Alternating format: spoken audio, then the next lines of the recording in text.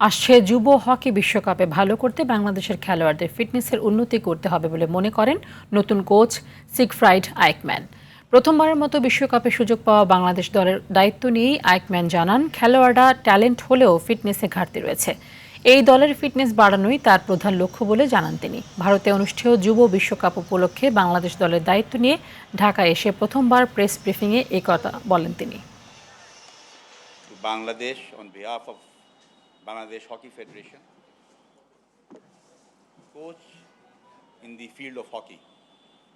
What potential is there?